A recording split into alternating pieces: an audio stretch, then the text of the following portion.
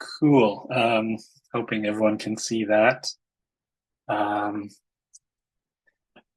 I was really emboldened by Joey's presentation yesterday. So I'm aspiring to be as frank and as hopefully as conversational as Joey. Um, so my presentation is called Insist on Sources, Wikipedia, Large Language Models, and the Limits of Information Literacy Instruction.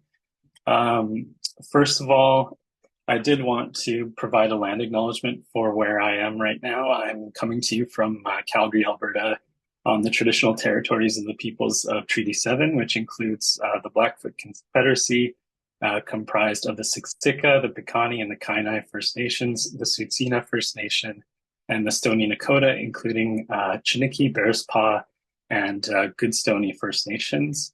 The city of Calgary is also home to the Métis Nation of Alberta. And I think it's really important to provide a land acknowledgement when talking about generative AI technologies to kind of, reground us in the material aspect of our work, and to, kind of work against a lot of the dematerializing rhetoric around Gen AI. So you might be wondering, why am I talking about Wikipedia today? It seems, that's played out. Why are we talking about that?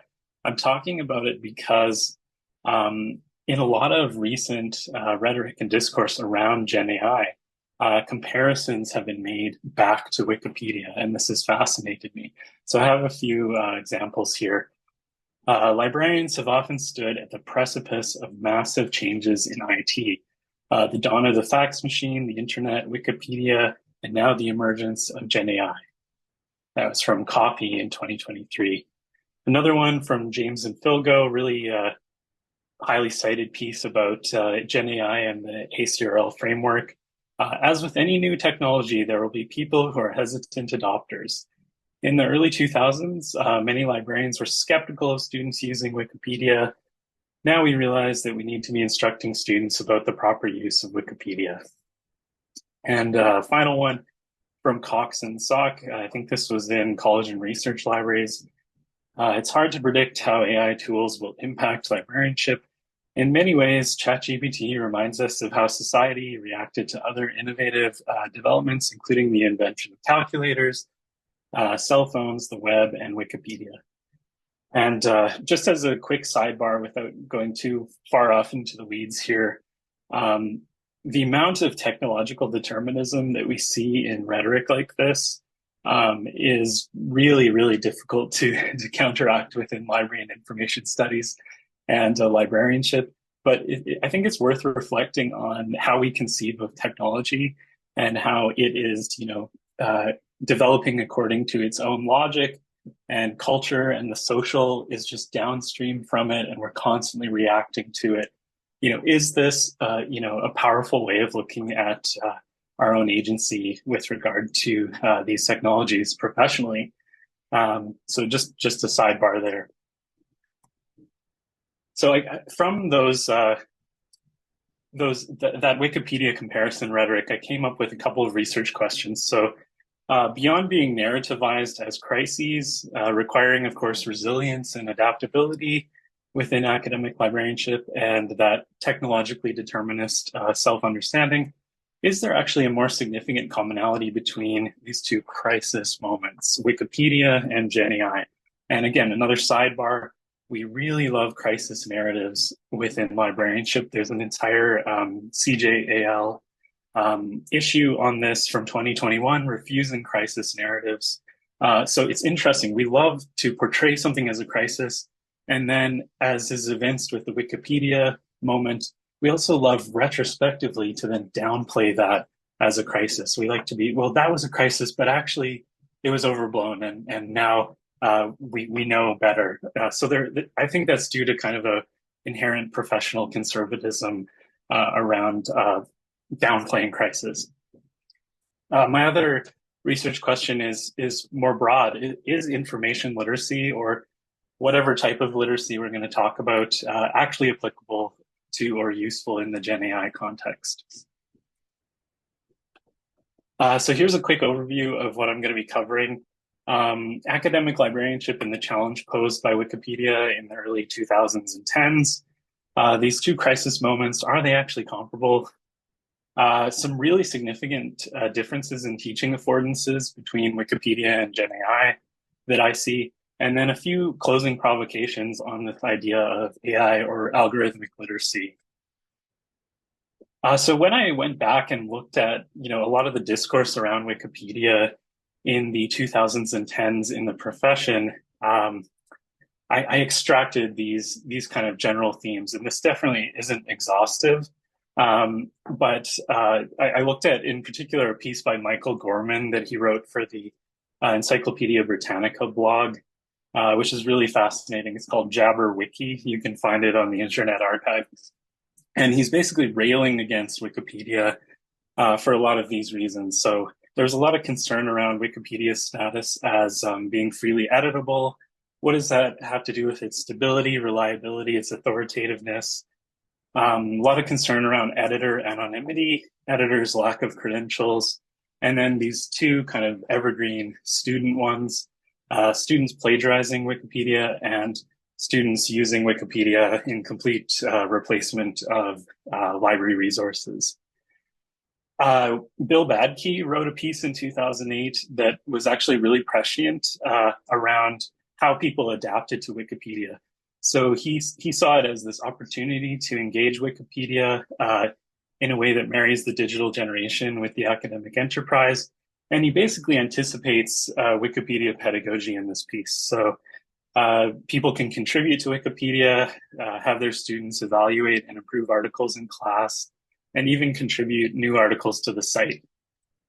So really, despite our initial apprehension, Wikipedia has really proven to be super useful in the IL teaching context. And I think that's in large part due to its transparency, which I'm going to come back to in a little while. We've seen Wikipedia pedagogy be used to teach the ACRL's 6 frames. It can be used to teach about peer review. Some people even use it in a one-shot context, which I was fascinated about.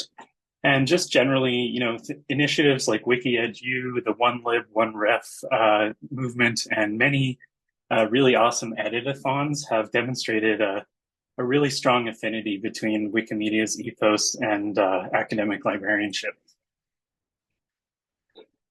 So with the wide-scale popularization of GenAI tools in 22, these comparisons between Wikipedia and GenAI were made due to technological determinism, basically. This is probably the most important slide in my presentation.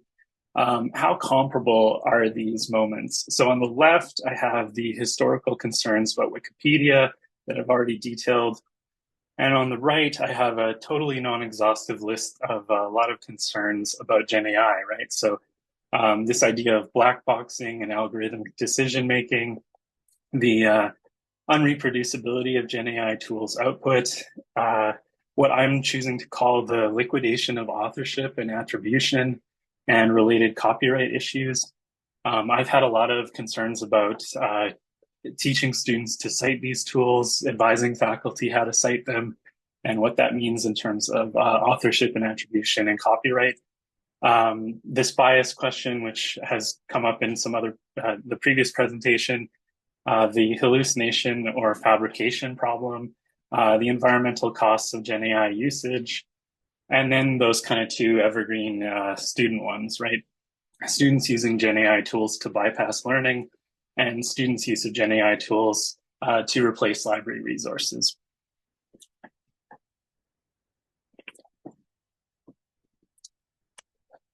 So in terms of like some high-level themes between those two crisis moments, we see concerns around information quality, academic integrity, and librarian labor. But I think what I would really like to hammer home is that we've moved from a human-centered set of concerns to what I view to be a really non-human centered set of concerns.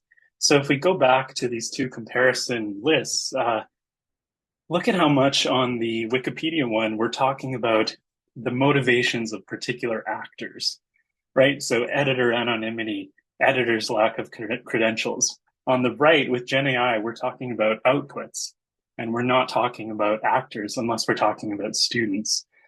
This, I think, indexes how we've moved to kind of this non-human centered conception. And I think what really drives this home is trying to apply common IL heuristics to the GenAI context. And I've written about this in a piece in Pathfinder that was published last fall. So you can look into that if you want more detail about this. But basically, if you apply some of these common IL heuristics to the GenAI context, they very quickly start to break down. So something like Jane Mandelios's radar runs into problems when you use it to assess GenAI output. So, for example, what would it mean for a GenAI tool to have a sufficient amount of authority? It just doesn't seem to be the right question to ask, right? It's wonky from the beginning. Or what's the reason for writing for a user-prompted GenAI tool? Discrete information sources that we're familiar with, books, articles, blog posts, tweets, Substack posts, TikToks even, will have a reason for production. But in this kind of user-prompted moment that we're in, that criterion kind of breaks down. So I find that really interesting. Most of the significant differences in teaching affordances between Wikipedia and GenAI, I think, can really be attributed to Wikipedia's content policies. And this might be old hat for some people who are in the audience right now. I'm not going to read all these out, but all content on Wikipedia has to conform to certain standards, right? Neutral point of view, no original research, verifiability. The title of my presentation actually comes from Jimmy Wales, the co-founder of Wikipedia, an interaction that he had on the Wiki listserv in 2006, almost 20 years ago. And he was responding to this, possibility of false information on Wikipedia by drawing a line in the sand. And he says here, I really want to encourage a much stronger culture which says it's better to have no information than to have information like this. So erroneous, spurious information with no sources. It's been really interesting to work on this presentation, basically contemporaneous with Google's AI overview feature, which has been in the news a lot over the last few weeks, where their AI summary feature was reproducing shit posts from Reddit, Google Onion headlines like the one in the middle, without any kind of real sourcing or information quality at play. So I would actually contend that we're kind of in this inverse moment right now, 20 years later from Jimmy Wales on the Wikipedia listserv. He posited it's better to have no information than to have spurious information. What GenAI seems to be saying is we would prefer to have spurious information over, the existentially terrifying situation of having no information. That's what I think these AI overview features indicate. This transparency point, I'm not going to read this entire quote, but McDowell and Vetter did an analysis of Wikipedia pedagogy. And basically what they found was that transparency in the wiki environment was incredibly helpful in understanding how Wikipedia functions and also how students experience many of the themes of the ACRL framework. And they contrasted that with user-generated content platforms, closed social media content platforms where students don't understand how information is getting shared. Obviously, Wikipedia's content policies, they're not perfect, and I'm not trying to idealize them in this presentation in any way. Here's a couple of citations, kind of problematizing the idea of neutral point of view. But I would like to contend that, they're at least legible to us in our profession, and these content policies reflect values that we share, broadly speaking, around knowledge production, human sense making, etc. And I think it was those shared values and the platform's transparency that are what made it possible for us to adapt to Wikipedia and teach Wikipedia. They enabled our extension of IL to the Wikipedia pedagogical environment. I really think that any attempt at theorizing and developing AI literacy or algorithmic literacy has to proceed with a clear understanding of where librarianship and LIS's values are not in alignment with GenAI as a project.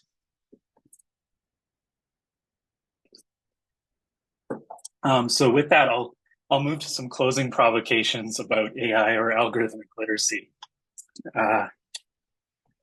Charles Logan is a PhD student at Northwestern, and he works in learning sciences. And I can provide this citation to anyone who wants it. He's expressed considerable ambivalence about literacy's applicability to the GenAI context due to both the opacity of GenAI tools and also big tech's ability to capture literacy. And what he means by capture literacy is big tech has, is driving the imperative that people build AI literacy, and it's also making it a completely skills-based type of literacy. I think the perfect literalization of that is something like prompt engineering. So this idea that we all have to become, really skilled prompt engineers, this is big tech's total capture of whatever AI literacy is, just making us perform free labor for platforms. Logan has instead proposed an ecological framework that begins to map some of GenAI's social, technical, and political economic relations. I'd also like to ask, to what extent are our efforts to theorize and proclaim a new era of AI literacy premature? And do these efforts actually instead reflect our own professional investment in the transcendent power of literacy more than the applicability of literacy to GenAI? So a scholar that I've been thinking about a lot recently is Harvey Graff, who has this idea of the literacy myth.